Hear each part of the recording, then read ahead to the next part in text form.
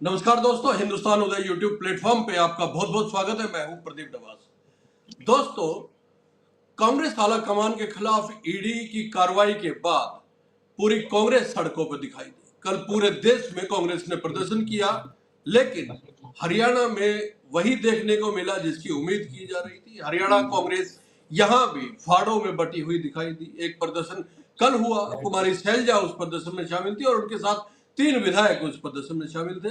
और एक प्रदर्शन आज हुआ। मुद्दा एक है, आला कमान के खिलाफ जो कार्रवाई ईडी की चल रही है, उसके खिलाफ उसके उसके विरोध में आवाज उठानी थी, लेकिन आवाज के ये सुर कांग्रेस में धड़ेबाजियों में बटे हुए एक बार फिर से दिखाई दी। ये कांग्रेस क्या संभल पाएगी? राहुल गांधी लगातार कहते हैं कि बारात के घोड़े और जो है रेस के घोड़े और वो तमाम उदाहरण देते हैं, लंगड़े घोड़ों का उदाहरण देते हैं। वो कहते हैं कि ऐसे लोगों को जो पार्टी के लिए नुकसान कर रहे हैं उनको बाहर निकालना होगा। अब कौन नुकसान कर रहा है? हरियाणा में तो साफ दिखाई दे रहा है। सरकार, तमाम सर्वे बता रहे थे 2024 के विधानसभा चुनाव में कि हरियाणा में बनने जा रही है कांग्रेस की। वो उससे जो है हाथ धोना पड़ा, और किस वजह से धोना पड़ा ये सब जानते हैं। खैर, वो पुरानी बात है। अब फिर से कांग्रेस का ढर्रा वही है। फिर से कांग्रेस उसी तरीके से काम कर रही है, और कांग्रेस के इस विरोध प्रदर्शन को लेके आज हम चर्चा करेंगे। हमारे साथ देश के जाने माने पत्रकार, हरियाणा की राजनीति के नब्ज पहचानने वाले नवीन धमीजा साहब मौजूद है। नवीन जी, बहुत बहुत स्वागत है आपका। धन्यवाद डबास जी। नवीन जी, मुद्दा एक है, आवाजें अलग अलग दिशाओं से आ रही है। प्रदर्शन तो एक साथ मिलके होना चाहिए था, संदेश तो एक साथ जाना चाहिए था, लेकिन यहां भी कांग्रेस ने वही किया जिसके लिए वो जानी जाती है, पहचानी जाती है। प्रदीप जी, हरियाणा में कांग्रेस की गुटबाजी पिछले लंबे समय से किसी से छुपी नहीं है और हरियाणा में कांग्रेस की गुटबाजी के चलते हरियाणा में कांग्रेस की सरकार बनते बनते रह गई। 2024 में हरियाणा में जो विधानसभा चुनाव हुए, तब सबको लग रहा था कि हरियाणा में कांग्रेस अपनी सरकार बनाने जा रही है, भारी बहुमत से सरकार बनती। लेकिन कांग्रेस की गुटबाजी, कांग्रेस का आपसी कलह और कांग्रेस का जो नुकसान हुआ वो इनकी गुटबाजी और नेताओं की आपसी खींचतान की वजह से बड़ा नुकसान हुआ। उसके बाद राहुल गांधी एक्टिव हुए, उन्होंने कहा कि भी गुटबाजी खत्म करने की कोशिश की। उन्होंने नेताओं को चेतावनी भी दी। उन्होंने बड़े स्पष्ट रूप से कहा कि नेताओं के खिलाफ कार्रवाई की जाएगी। ये नहीं, अभी पीछे अहमदाबाद में 2 दिन का कांग्रेस का अधिवेशन हुआ, महाधिवेशन हुआ। उस महाअधिवेशन में भी आप ये देखिए, भूपेंद्र सिंह हुड्डा और दीपेंद्र हुड्डा को कोई तरजीह नहीं दी गई, किसी कमेटी में नहीं लिया गया। जबकि भूपेंद्र सिंह हुड्डा अपने को कांग्रेस के राष्ट्रीय नेताओं में, प्रथम श्रेणी के नेताओं में उनकी गिनती होती है, लेकिन उनको ना तो किसी कमेटी में लिया गया, ना वहां पर उनको बोलने का मौका दिया गया। जी, क्योंकि राहुल गांधी उनसे खफा हैं, उनसे नाराज हैं। जबकि वहां पर कुमारी शैलजा और सुरजेवाला को वहां बोलने का मौका दिया गया वहां पर। तो इससे ये बात, तो ये संकेत तो बड़े स्पष्ट दिखाई दे रहे हैं कि राहुल गांधी, गांधी परिवार भूपेंद्र सिंह हुड्डा से नाराज हैं। और आप ये देखिए, नेता प्रतिपक्ष हरियाणा में आज तक नहीं चुना गया, जबकि 3 विधानसभा सत्र हो चुके और 3 विधानसभा सत्रों में कांग्रेस बिना अपना नेता प्रतिपक्ष के, बिना नेता के सदन में बैठी, उनके विधायक बैठे, कार्रवाई चली और उसका फायदा भारतीय जनता पार्टी को मिला। अब 2 दिन ईडी ने प्रियंका गांधी के पति रॉबर्ट वाड्रा को गुड़गांव में बुलाया, पूछताछ के लिए बुलाया। उनसे नेशनल हेराल्ड और गुरुग्राम में जमीन के मामले को लेकर पूछताछ की गई। मंगलवार को 6 घंटे तक ईडी ने उनसे पूछताछ की, कल 5 घंटे तक उनसे पूछताछ की।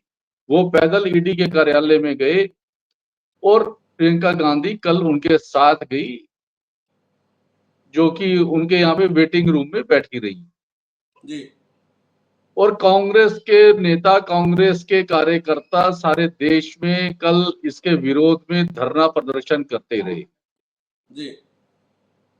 लेकिन कल हरियाणा में जो प्रदर्शन हुआ, कल कुमारी शैलजा ने प्रदर्शन किया, उस प्रदर्शन में भूपेंद्र सिंह हुड्डा या उनके समर्थक नहीं थे।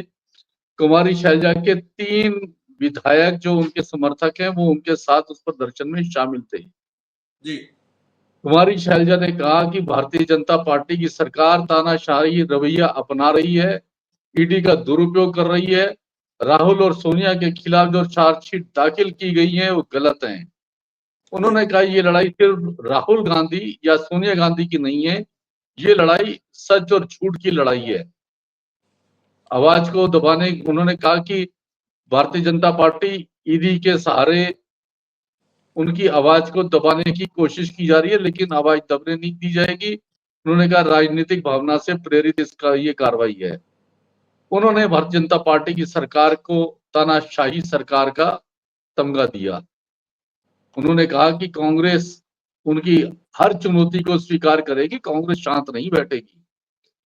वहीं आज आप देखिए भूपेंद्र सिंह हुड्डा के साथ पार्टी के प्रदेश अध्यक्ष उदय भान, उनका बेटा दीपेंद्र हुड्डा सांसद, ये सब उस प्रदर्शन में थे, जिन्हें आज चंडीगढ़ में उन्होंने प्रदर्शन किया और चंडीगढ़ में जी सेक्टर 9 में ईडी के कार्यालय तक वो लोग गए। रास्ते में उनको पुलिस ने हिरासत में ले लिया। जी दीपेंद्र हुड्डा ने भी आज भारतीय जनता पार्टी पर बड़े मुखर होकर के बोले। उन्होंने कहा फर्जी तरीके से चार्जशीट तैयार की गई है। ये जो मामला, उन्होंने कहा अभी जो चार्जशीट तैयार दाखिल की गई है कोर्ट में, उन्होंने कहा फर्जी तरीके से तैयार की गई है। उन्होंने भारतीय जनता पार्टी के शासन में पिछले 11 वर्षों में ईडी और जांच एजेंसियों ने एक ही उद्देश्य से काम किया है, सिर्फ विपक्ष की आवाज को दबाने की कोशिश की है, उनकी आवाज को दबाने के लिए काम किया है। उन्होंने कहा 11 वर्षों में ईडी ने 911 मामले दर्ज किए, लेकिन एक भी मामले में कोई दोषी साबित नहीं हुआ है। लेकिन सवाल तो ये है भाजपा ना नवीन साहब, सवाल तो सबसे बड़ा ये है ना, ये कांग्रेस की ओर से कहा जा रहा है कि ईडी ने नेताओं को दबाने का काम किया है, कांग्रेस के नेताओं को झूठा फंसाने का काम किया है। लेकिन अगर कांग्रेस एकजुट दिखाई ही नहीं देगी तो सत्ता पक्ष तो जो सामने खड़ा होगा उसको किसी न किसी तरीके से, इस तरीके से जो कानून अपना काम कर रहा है, सत्ता पक्ष का ये कहना है, सरकार का ये कहना है कानून अपना काम कर रहा है, लेकिन आप अगर जी जी इसको जी इसको गैर कानूनी बता रहे हैं, फर्जी बता रहे हैं, कम से कम आपके स्वर तो एक होने चाहिए, आपके बात करने का लहजा लोगों के सामने ये होना चाहिए कि पूरी कांग्रेस इस मुद्दे पे, कम से कम आला कमान के मुद्दे पे तो कांग्रेस एक दिखाए। आप आपस में लड़िए, लड़ रहे हैं, लड़ते रहे, और जी आप जी सार्वजनिक तौर पे लड़ते रहे, आप लड़िए आपस में, लेकिन जब आला कमान को लेके कोई बात आती है और उसमें भी अगर आप बांटे हुए दिखाई देते हैं, और राहुल गांधी कहते हैं कि लंगड़े घोड़ों को अलग करना होगा, बाहर निकालना होगा, रेस के घोड़ों को रेस में दौड़ाना होगा और बारात के घोड़ों को बारात में नचाना होगा। वो जब पहचान ही कर चुके हैं कि बारात के घोड़े कौन है, रेस के घोड़े कौन है, लंगड़े घोड़े कौन है, तो कौन है वो लंगड़े घोड़े जिनकी वजह से पार्टी कमजोर हो रही है। हरियाणा में पिछले 10 साल से तो सत्ता से बाहर है, संगठन बन नहीं पाया है, और 5 साल के लिए फिर से बाहर हो गई है। ये लंगड़े घोड़े जो भी है, क्या ये इनकी पहचान नहीं हो पाई है, या पहचान होने के बाद भी कार्रवाई करने से आलाकमान डर रहा है? देखिए प्रदीप जी, मैं बार बार इस बात को कहता हूं, बार बार दोहराता हूं कि कांग्रेस हाईकमान, राहुल गांधी या गांधी परिवार या कांग्रेस का राष्ट्रीय अध्यक्ष मल्लिकार्जुन खड़गे जब तक कोई कड़ा निर्णय नहीं लेंगे, कोई सख्त कार्रवाई नहीं करेंगे और कांग्रेस की गुटबाजी यूं ही चलती रहेगी।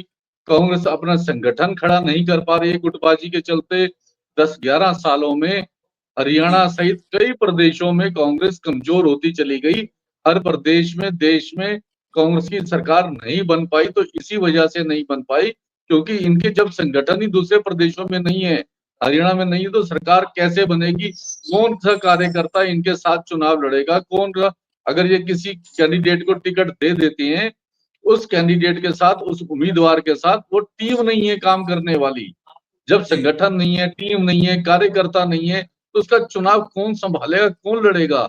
उम्मीदवार सिर्फ अपने दम पर चुनाव लड़ रहा है आज उनका ये है, और इसी वजह से कांग्रेस भारी नुकसान उठा रही है। जब तक कांग्रेस हाईकमान सख्त कदम नहीं उठाएगी, ऐसे लंगड़े घोड़ों को जो कांग्रेस का नुकसान कर रही है, जो सिर्फ अपना फायदा देख रही है, ऐसे नेताओं को बाहर का दरवाजा नहीं दिखाएगी, उन्हें साइडलाइन नहीं करेगी, तब तक कांग्रेस हमेशा नुकसान में जाएगी। कांग्रेस दिन पर दिन गर्त में जा रही है, कांग्रेस के हालात बद से बदतर होते जा रहे हैं, लेकिन पार्टी हाई कमान को कोई सख्त निर्णय लेना पड़ेगा और इसमें जितनी वो देरी करेंगे, इतना कांग्रेस का नुकसान हो रहा है। आप ये देखिए, इस मुद्दे को लेकर के आज जब होता क्या है, जब आप ये देखिए कहीं भी परिवार में भी यदि दो फाड़ होते हैं तो उसका फायदा हमेशा तीसरा उठाता है। वो तीसरा पक्ष चाहे कोई पड़ोसी हो, चाहे वो कोई रिश्तेदार हो, चाहे वो राइवल हो, उनका कोई भी, वो उसका फायदा उठाता है। और यहाँ भी यही हो रहा है। इनकी गुटबाजी, इनके दो फाड़ होने का नुकसान भारतीय जनता पार्टी ने उठाया है। भारतीय जनता पार्टी को आज लोकसभा चुनावों में हरियाणा में जनता ये बात तय कर चुकी थी, इस बात को उन्होंने दर्शा दिया था कि जनता भारतीय जनता पार्टी के खिलाफ है। लोकसभा चुनावों में भी कांग्रेस ने कुछ नहीं किया था, लेकिन हाँ, बस जनता जनता की भारतीय जनता खिलाफत के पार्टी वोट मिले से ना, जो बीजेपी के उन्हें, खिलाफ जो वोट हाँ, थे। जी वही जनता भारतीय जनता पार्टी से नाराज थी, भारतीय जनता पार्टी की कार्यशैली से नाराज थी, उनकी सरकार से नाराज थी। उसके खिलाफ लोगों ने वोट कांग्रेस को दिए थे और हरियाणा में 10 में से 5 सीटें कांग्रेस के पास आई थी। भारतीय जनता पार्टी को 5 सीटों का नुकसान उठाना पड़ा था। जी लेकिन विधानसभा चुनावों में कांग्रेस की गुटबाजी कांग्रेस को ले डूबी और फिर भारतीय जनता पार्टी ने अपनी सरकार हरियाणा में बनाई। आप ये देखिए, इस प्रदर्शन को लेकर कल कुमारी शैलजा ने सिरसा में प्रदर्शन किया, जहां सारे देश में प्रदर्शन हो रहे थे। जी भूपेंद्र सिंह हुड्डा और पार्टी के प्रदेश अध्यक्ष उदय भान ने आज प्रदर्शन किया। इस मुद्दे को लेकर आम आदमी पार्टी के राष्ट्रीय मीडिया प्रभारी अनुराग ठांडा ने बड़ी टिप्पणी की है। उन्होंने जी भूपेंद्र सिंह हुड्डा पर आज तंज कसा है, उन्होंने उस पर आरोप लगाए हैं। उन्होंने कहा भूपेंद्र सिंह हुड्डा 24 घंटे बाद सोकर जागे हैं। ये ना कांग्रेस कह रही है, ना भारतीय जनता पार्टी कह रही है, आम आदमी पार्टी के राष्ट्रीय प्रवक्ता अनुराग ठांडा ने बयान दिया है। उन्होंने कहा 24 घंटे बाद भूपेंद्र सिंह हुड्डा आज सोकर जागे हैं। उन्होंने कहा कांग्रेस ने सब जगह कल प्रोटेस्ट किए, लेकिन भूपेंद्र सिंह हुड्डा उनके प्रदेश अध्यक्ष या उनका बेटा वहां नहीं थे। उन्होंने कहा, उन्होंने आरोप लगाया कि भूपेंद्र सिंह हुड्डा की सेटिंग भारतीय जनता पार्टी से हो चुकी है, जिसके चलते वो खुद निश्चिंत हैं और कांग्रेस का नुकसान हो रहा है। उन्होंने कहा वो अपने केस, अपने मामले सुलझाने में लगे हुए हैं। उन्होंने कहा कि आज भूपेंद्र सिंह हुड्डा जो प्रदर्शन कर रहे हैं, वो प्रदर्शन सिर्फ एक दिखावा मात्र है। तो देखिए, जब आम आदमी पार्टी इस बात को आज खुले मंच से कह रही है और कांग्रेस के नेता भी इस बात को अगर कह रहे हैं, कांग्रेस के महाधिवेशन में इन नेताओं को उन्होंने तरजीह नहीं दी, उन्हें आगे नहीं आने दिया, पर उसके बाद उन्हें कार्रवाई क्यों नहीं की जा रही? ये पार्टी का ही नुकसान हो रहा है। पार्टी को कोई भी डिसीजन ले, चाहे वो भूपेंद्र सिंह हुड्डा को नेता माने या वो कुमारी शैलजा को माने या वो अपना किसी और को किसी भी को भी नेता माने, कमान, लेकिन सबसे सबसे सुरजेवाला को बड़ा चाहे सवाल। कमान देना चाहे, चाहे वो सुरजेवाला को कमान सौंपना चाहे, लेकिन कोई डिसीजन तो उन्हें लेना पड़ेगा। जनता को उन्हें साफ करना पड़ेगा, संगठन तैयार करना पड़ेगा, ताकि उनके पार्टी के कार्यकर्ता जो छिनभिन हो चुके हैं, जो कांग्रेस से टूट चुके हैं, जो हतोत्साहित हो चुके हैं, वो दोबारा कांग्रेस के साथ जुड़े और कांग्रेस मजबूत हो। इसका अब और कोई तरीका नहीं रह गया और जितना ये देरी करते जा रहे हैं, कांग्रेस नुकसान में जा रही है।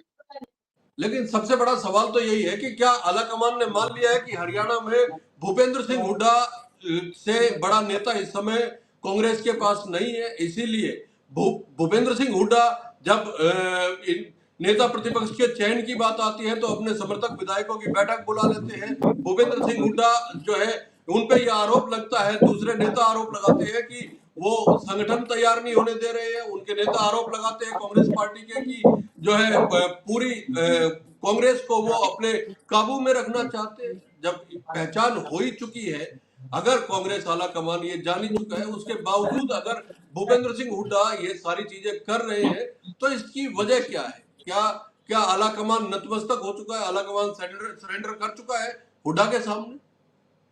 देखिए डबा जी, ये प्रेशर पॉलिटिक्स है और भूपेंद्र सिंह हुड्डा जानते हैं कि प्रेशर पॉलिटिक्स कैसे की जाती है। वो कांग्रेस पे हाईकमान पर प्रेशर क्रिएट करना जानते हैं।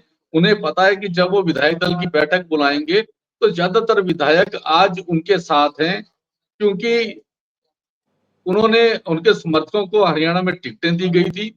उनके समर्थकों को, उनके समर्थक विधायक बन करके आए, वो जीत करके आए। आज ज्यादातर विधायक उनके समर्थक हैं। जब वो बैठक बुलाते हैं तो उनके समर्थक उनके साथ होते हैं। और जब बैठक में सबको, पार्टी हाईकमान को दिखाई देता है कि सारे विधायक भूपेंद्र सिंह हुड्डा के हैं, तो वो प्रेशर में आ जाते हैं। और मुझे लगता है इस प्रेशर का ही फायदा भूपेंद्र सिंह हुड्डा उठा रहे हैं। लेकिन जब तक वो इस प्रेशर में कांग्रेस हाईकमान रहेगा, जब तक गांधी परिवार, राहुल गांधी इस प्रेशर पॉलिटिक्स को नहीं समझेंगे, जब तक वो इससे बाहर नहीं आएंगे, जब तक वो इस प्रेशर पॉलिटिक्स को पंचर नहीं करेंगे, तब तक पार्टी का नुकसान होता रहेगा और वो डिसीजन उन्हें लेना पड़ेगा।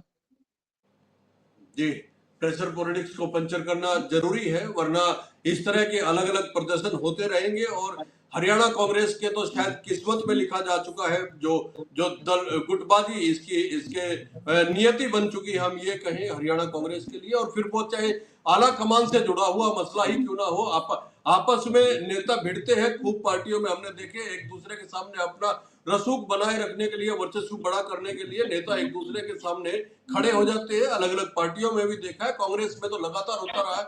लेकिन जब बात आला कमान पे आती है और वहां भी अगर पार्टी के नेता एकजुट नहीं होते हैं, तो इसका मतलब यह है कि पार्टी में एक गहरा संकट अभी भी बना हुआ है। लोकसभा चुनाव में लोगों ने थोड़ा भरोसा जताया था, लेकिन विधानसभा चुनाव में जिस तरह के अंदाजे लगाए जा रहे थे, वो बाहर हुई सत्ता से लगातार तीसरी बार, और यही चीजें अब फिर से दोहराई जा रही है। नवीन जी, आपने इस पूरे दो प्रदर्शनों पे बड़े विस्तार से टिप्पणी की, आपका बहुत बहुत धन्यवाद। और दोस्तों, नवीन जी का विश्लेषण आपको कैसा लगा कांग्रेस के इन दो प्रदर्शनों पे, अलग अलग प्रदर्शनों पे, कमेंट करके जरूर बताइएगा। और कांग्रेस की क्या स्थिति इस समय हरियाणा में रहने वाली है, इसको लेकर भी कमेंट जरूर कीजिएगा।